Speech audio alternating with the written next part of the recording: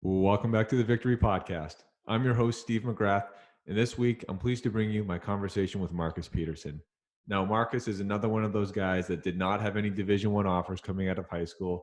He had to work for every little inch from undergrad all the way through going overseas to get his MBA, doing everything he could to get himself on film, and he eventually sees his dream come true in the NFL when he signs with the Chargers. Now, Marcus is doing everything in his power to keep the NFL dream going. And he's also going to talk about MP, his motivational apparel brand that he's been working on. He has a lot of things going for him. He's also a model and actor. So I'm going to let him tell you his ridiculous story. I'm sure only big things are going to come for him. But until we get into that, I need to remind you all that we're brought to you by Team Builder. Now, Team Builder works with over 500 high school football programs nationwide, including the NFL and colleges. So if you need more information about how to structure your weightlifting program, go check them out. And when you use the promo code VICTORY, you're going to get a free template, a free gift. So go give them some love. And now here's my conversation with Marcus T. Peterson.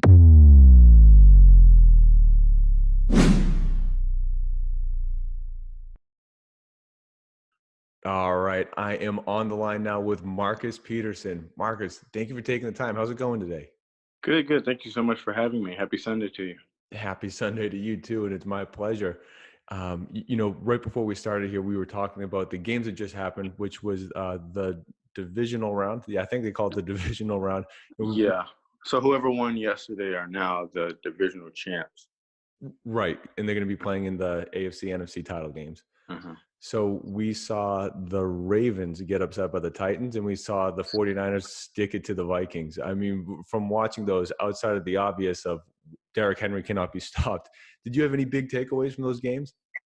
Yeah, I seen that Stephon Diggs had like 2 catches. I think my biggest thing was Dalvin Cook had like 18 yard or something so like drastic of yards that he didn't get or reach or carries. So that was ridiculous.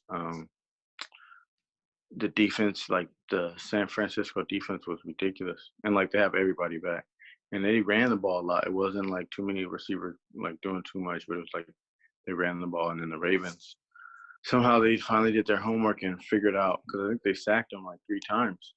Lamar Yeah. Jackson, I don't think he's been sacked 3 times all season.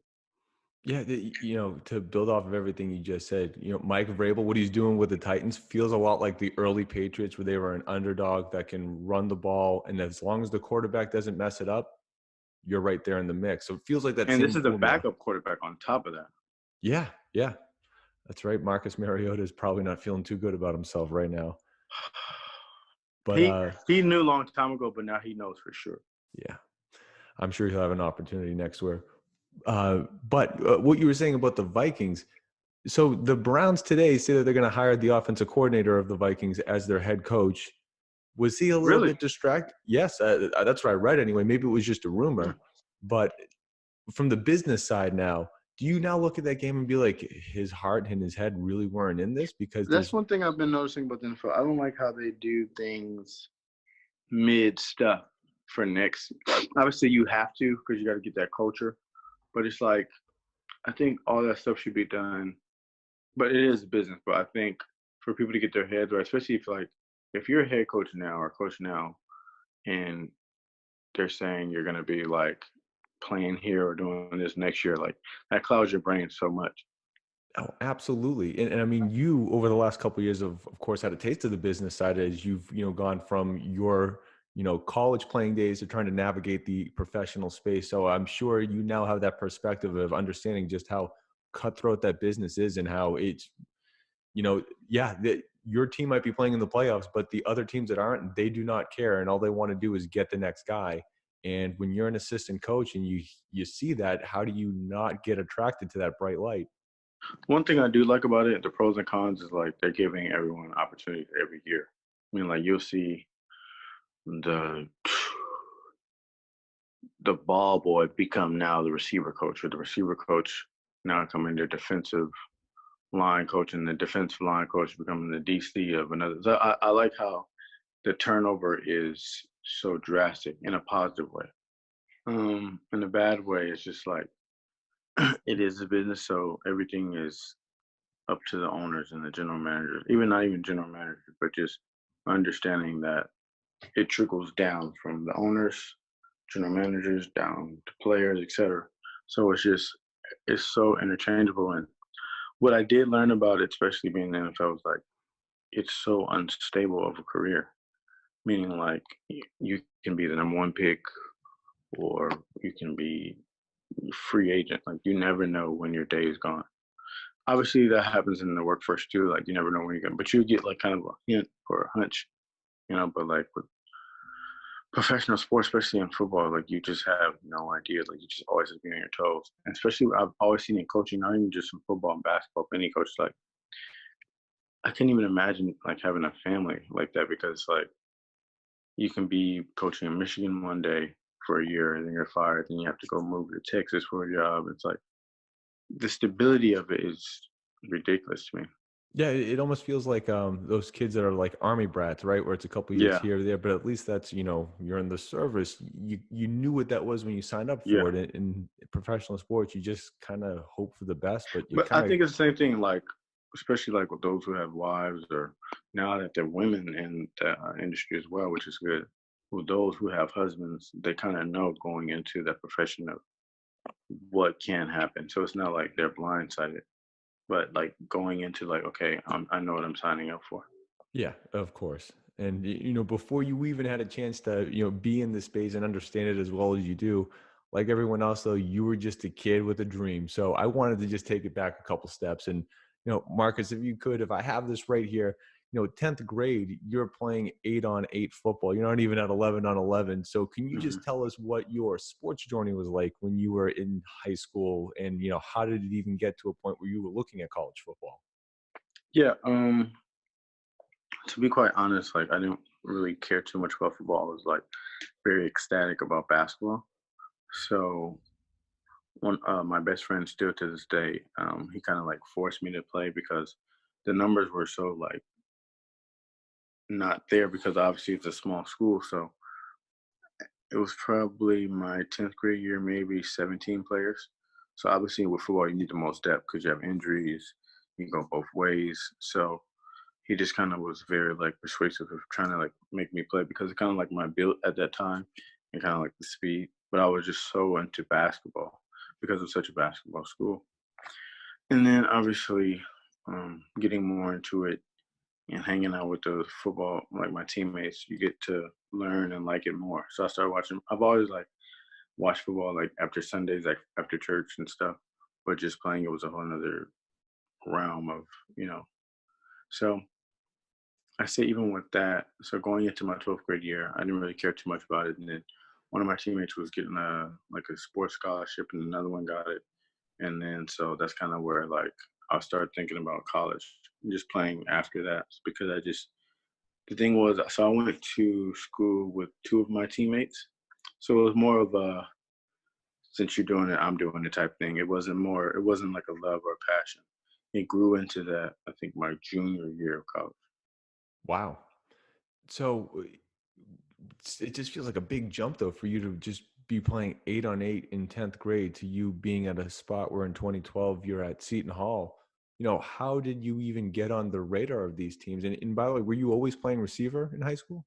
Yeah, I guess just because of my like frame and my size and my height. So I think so for Seton Hill, it was my best friend I was telling you who was making me play football. He went to University of Oregon. So he played there and then he transferred to Seton Hill. So then he was going to because he was older than me, so he was going into his senior year and I was transferring into a redshirt freshman. So a bunch of guys here from LA, we went out there to play. So that was more, like I said, just doing it because your friends are doing the type thing. And then once they all left, and I started, being around it and playing it and got a little better, then that's when it started getting more exciting and passionate. At first, it was just more of a just going to college and hanging out with my friends type thing. And then obviously being in it grew a love for it. Now, and as that love grows and you're getting further and deeper into it, do you start watching film at any point of guys in the NFL? Like, were you ever Oh trying to yeah, get to like so modeling your even game after to someone? now, like that's like the best thing for me. Like I watch film like how people watch like binge watch shows. So like that's kind of where I feel like I've learned the most. Obviously with my trainers, but like film for me like is a daily thing, even still to this day. Like, and it's not just to do it, but it's like fun. Like watching film is like watching a good TV show for me. So Is there anyone in particular, or maybe a couple guys that you really loved yeah, watching I've games? literally watched everyone within this last decade to Brandon Marshall to T.Y. Hilton. And that's what I like about it the most, because like some people just watch people their size. I watch people from 5'5" to like 6'7" as receiver wise. So all built, all sizes, just learning different crafts from different, type of receivers. Yeah, right. But my favorite of all time right now is Julio Jones for sure. You're not the only person to say that. I mean, he, when healthy, right? You're hard pressed to make an argument that anyone else is better, even though the Michael Thomases of the world, and there's a lot of people that are right there. I mean, it's splitting hairs. Yeah, I just think his caliber of play just separates him like tremendously from others. Like Michael Thomas, he has had a good year, but this was his first or like his second good year. Like Julio's been doing it for a bunch of years, just kind of like how Antonio Brown was doing for a lot of years as well. But to me, because I had the opportunity to work out with him as well. He's like 6'3", but can run like every route in the book, can run like a 4.3. It's ridiculous to me. Now, but by the time you're done with college, right? And by that, I mean specifically your undergrad, you do go on to earn your MBA. But what was it like for you once you knew your college football days were over? How did did you immediately think, hey, I need to make it to the NFL? Let me do everything I can. Or, just how did you just navigate that space of not knowing what was next? Again, so when I came out, so I'm very like if you tell me I can't do something, then I have to do it type of guy. So my undergrad college career didn't pan out the way that ideally I wanted it to, and that's because of doubt and just kind of favoritism. So I really only wanted to go to make it to the NFL because people said I couldn't. That was literally the only thing. What like I liked football, but that was literally the main source of why I wanted to go. If I didn't have that doubt, or if college planned out the way I wanted it to be, I probably wouldn't have exercised all the opportunities I did to make it there. So it was literally a 90% of proving others wrong type thing, and then 10% because I wanted to. And even with that coming out, so I still have friends that were like working out, trying to get in the NFL.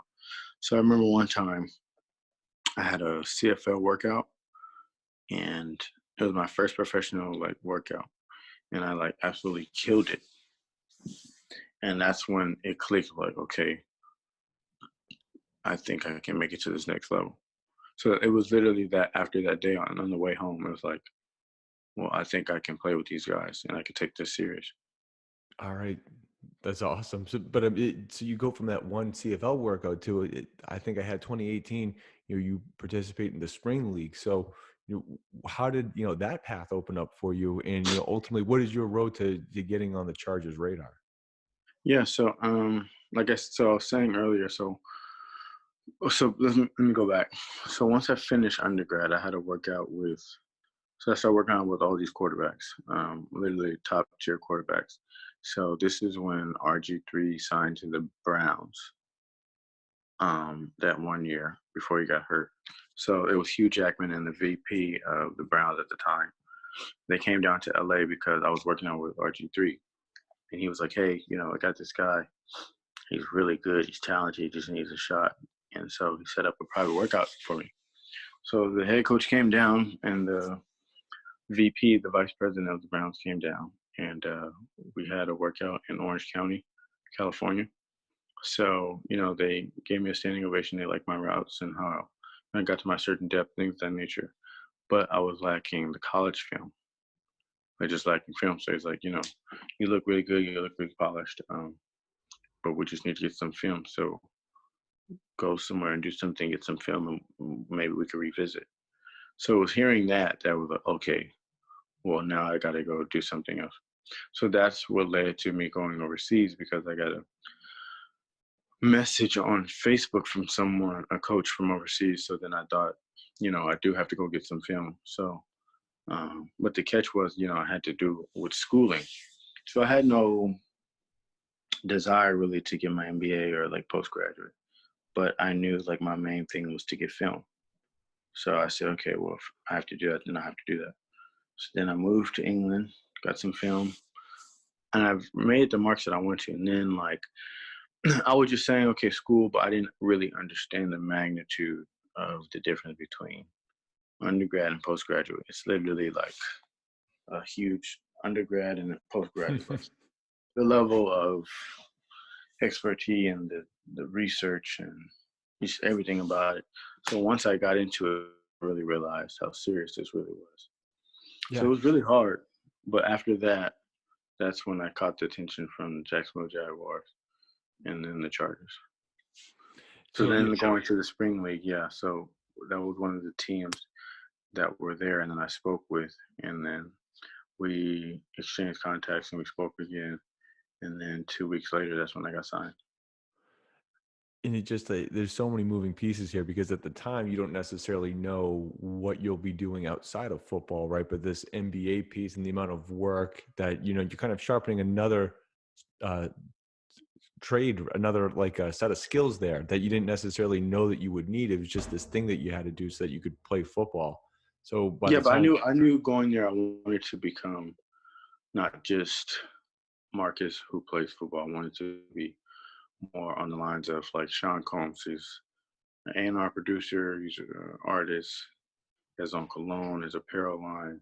He's an investor. Like I've always wanted to have a circle of not just being one dimensional. So I knew I you wanted weren't to going to build. let anyone put you in a box. Yes. So I want to first and foremost grow and become a global person, like enhance my global brand. So I knew going to another country, and I knew like with my personality and my networking skills, I can do that. So that's where I really went as well. And then, so as I moved, I got the chance to network and literally travel all over the world. And then going from there, that kind of sparked the interest of teams as well because now this guy has his MBA, he's talented. It it it just made more sense and it added to my resume for not just the business side, but now as NFL being a business and a corporation, it is on your resume and it looks good. So 100%. it did play a huge part because I remember that was one of the first comments and questions I got was, how was living overseas and like, we're glad that you got your MBA and like we look at you in a better, different route. So like we like your talent, but this shows more and more maturity of not just the physical side, but the mental side as well.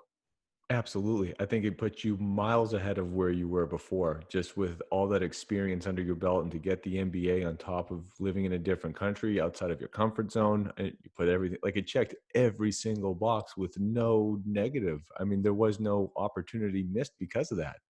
And that's the big thing because like having no children, no real responsibility in marriage, things of that nature, I knew like you have to exhaust everything in your 20s. So there was nothing I could lose. And also I wanted to learn not just to work for a company, but the ins and outs and the trades of how to run, build, and how to sustain a culture of how business works. So it just made more sense long term. And I'm the type of guy that if I see someone touch the stove and get burned, I'm not going to touch the stove. So I've seen many guys before me that go like be 100% focused on the football, but a year later, 2 years later, they get cut or injured. Then they're out in the league and now they're back to square one. And I didn't want to do that, so I knew football wasn't going to last forever, and I wanted to have a drastic backup. Yeah, and I think that you definitely, as time would show you, you did exactly that. Mhm. But I wanted to ask though, when you finally get to sign your name on that contract with the Chargers, what is that rush of emotions knowing like I finally made it to the dance? As long as I live, I will never forget. So this is how it happened. I was literally going to be a financial advisor. I was like already on my sixth interview, but I just had an inkling and a feeling that I was so close. Like I was so close. And then I kept telling the interviewers, like, I want to do this, but I just feel like I'm so close. And they respected and they understood. So, like, they just kept me in their arsenal to revisit. So I was taking a nap one time, and my agent called me, and he normally just texts. He never really calls. So I know it's kind of important. So he said, like, they showed interest and they want to sign you. But I thought it was gonna be like November, September. They just, I didn't know, man. So I was like, okay, cool. And then 5 minutes later, the GM called me himself and then said, like, we need you to come in a couple hours because I live here in LA. Right. So it was just like crazy. Now, obviously, you have to do your physical things of that nature, but I was 100% healthy. So once I passed it, I didn't sleep that whole night because we went to the hotel and then like you had to get up at 5 o'clock. I didn't sleep the whole night. And then they said, okay, well, the coach wants to see you. So I met the coach and the GM, signed the papers. It was just so much to take all in because it's like, okay, you signed paper, now you gotta go breakfast, you gotta do this, you gotta learn players, you got like it was just so like on the move. So I didn't really get a chance to drastically feel it until that night after it was all done. And I remember after practice checking my phone because everything was all on the news and stuff. And Right. like I had like a billion like messages, notifications. But it was really nice. But it really hit me when our first game and I seen my last name on my jersey. And it was just like insane. Now, outside of just all like this euphoria, trying to process all of this stuff that's actually happening, you've worked so hard, you've wanted it for so long. How did it actually meet your expectations? Like once you got there, were you surprised at all about certain things? And everyone talks about how regimented it was. How easy was it for you to sort of give up that, your agency, your ability to do things on your own, to be like, I will completely dedicate myself to this schedule that you give me? Yeah, so like getting to that point, everything else like was took a backseat. Obviously, my story with my motivational apparel brand made sense at the time, so I knew timing was like impeccable, and I knew that I was close to signing. I just felt it. So then the day after, that's when I launched my brand because obviously it made sense. So I Yeah. got more exposure that way. But that was doing really good. But then I'm still 100% owner when it comes to everything operational wise. So I was doing that and football, but obviously I was playing like focusing on football the most. But it was hard, like having to get up, especially being a rookie, having to get up at like 6:50 and then not getting back to your room till like 9:30 at night. It's exhausting. Right. Now, by the time your time with the Chargers ends, because we know that right now, 2019, as we're into the playoffs right now, you're not attached to any team. Did you leave that experience feeling any sort of way about what the business side of it was? And I'm sure, X and O's wise, you probably gained so much from your experience, but was there any sort of negative, like that sort of like Oh no, no, learning? no. Because at first and foremost, it was a blessing for them to even recognize me in the first place. So it wouldn't if I was there for one day, it would have never been any negative, you know, commotion towards them because they gave me the opportunity, and I've always will respect and owe them for that period. So, but I still do talk to some of the people in the office as far as, players and just player personnel people that are in the organization still to this day. That's awesome. So, right now, of course, we're in 2020, very early into the new year. Most teams are sort of resetting their agenda for the offseason, with the very few that are still fortunate enough to still be playing right now in the playoffs. How do you sort of organize your plan of attack on the football side? Because, of course, you've already mentioned, your motivational brand MP, the apparel that you have, which we'll get more into. But how do you just sort of set your agenda for what you want 2020 to be? And how do you put yourself in a position to make sure that you're doing everything you can so that these different teams can potentially see you and you get on film? And does that mean you look at the XFL? I mean, just sort of how do you gather yourself and say, okay, this is what I need to do to best put me in position here? Just networking, staying ready, networking, putting out content, sending content to different teams, agencies, agents, and just staying ready for whenever that opportunity comes. So So, basically, it's like a networking thing, honestly. right. Yeah. You got to kind of always have your name out there and making sure that, you never get forgotten about. So with that being said, I mean, do you really consider playing in the XFL, or is it just sort of NFL or nothing? No, I do consider it. I have spoken to several of the teams in that organization, so it's more of a waiting game and just kind of focusing on the off the field endeavor that has come, obviously, from with signing it to the NFL, but still working out 4 to 5 days a week during the mornings and during the day.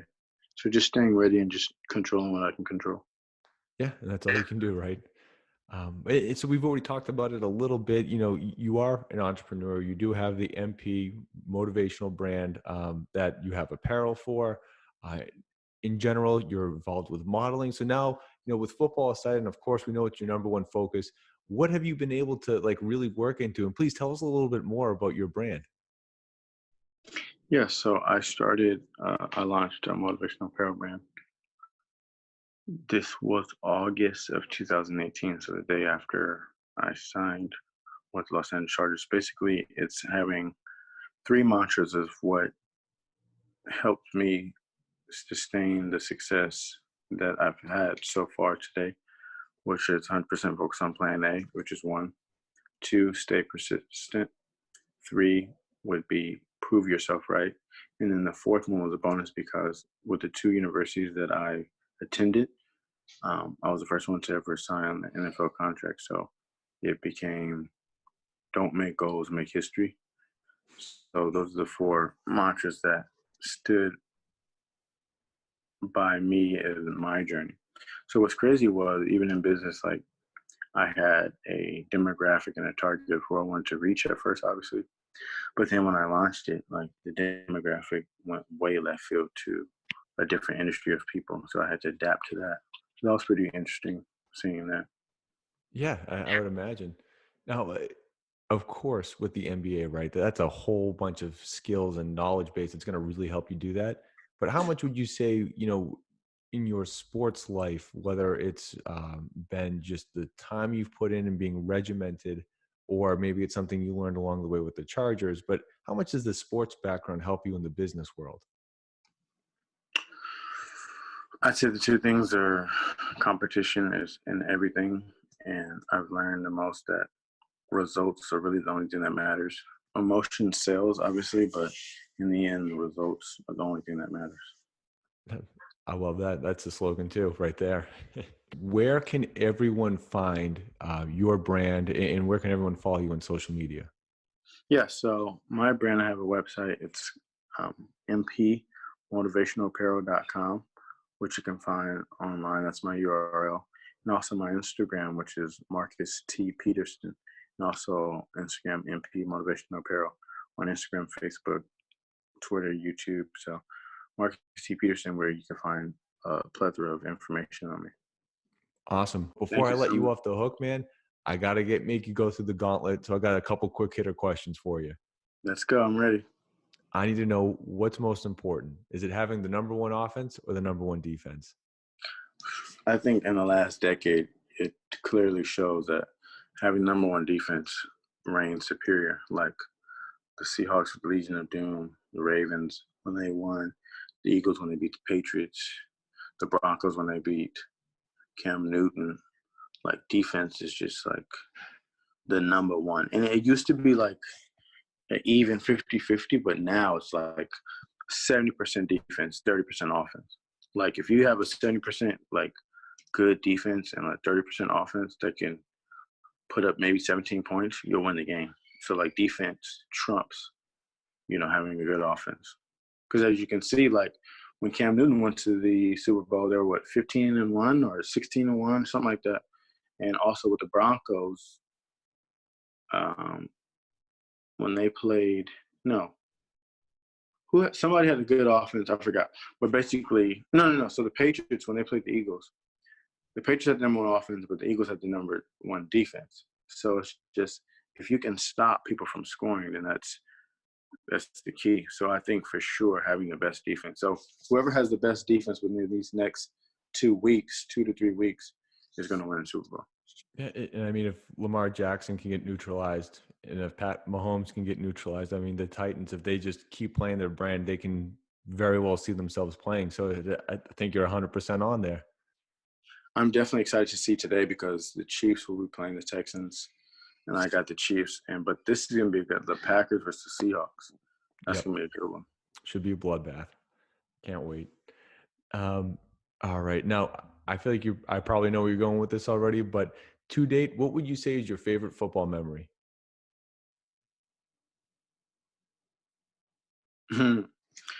uh, the most interesting would be because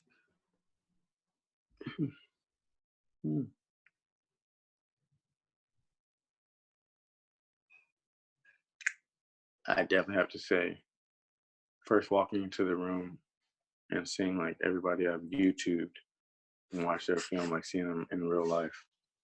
And I think that's probably the most interesting, like seeing Keenan Allen, Phillip Rivers, and like sitting right next to him in real life. I think that was probably the most memorable one That's awesome. for the first time. Yeah, right. When it sinks in like, oh, this is real. Yeah. All right. What's most important? Is it the players or is it the scheme? I kind of gonna counter that. It's definitely the culture of the team, All right. meaning the culture of what they stand for, their values, but definitely on a game by game, I would say the scheme because plays have to change, schemes have to change due to how they play you or they may not play. So I say the scheme. Fair enough. Now, do you have one pregame ritual that you stick to? No, I've never been into like superstition and all that stuff. Just listen to music and that's pretty much it. Fair Like, enough. I listen to music. That's probably the biggest thing. Other than that, I never ate like 3 marshmallows or anything. Now, I think this is the most important question, considering everything that you've been through to get to this point right here, between business and football. What is the best piece of advice that you would give?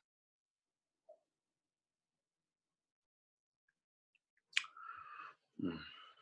It's a good I know question. I would say you already have four mantras, so it's kind of hard to try to boil it down into one thing. But if you could,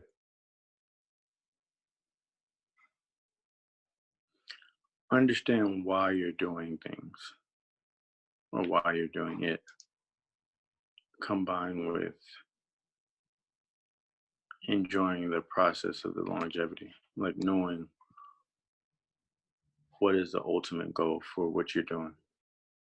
So once you understand that and writing that down, just going on the way of planning that journey, playing that long haul of, whatever industry or whatever you're trying to do, whether business, sports. But I think just once you understand and have that self belief of why you're doing it, the rejection and no's or being deterred is just kind of like a brush off the shoulder once you understand and believe in yourself. I love it.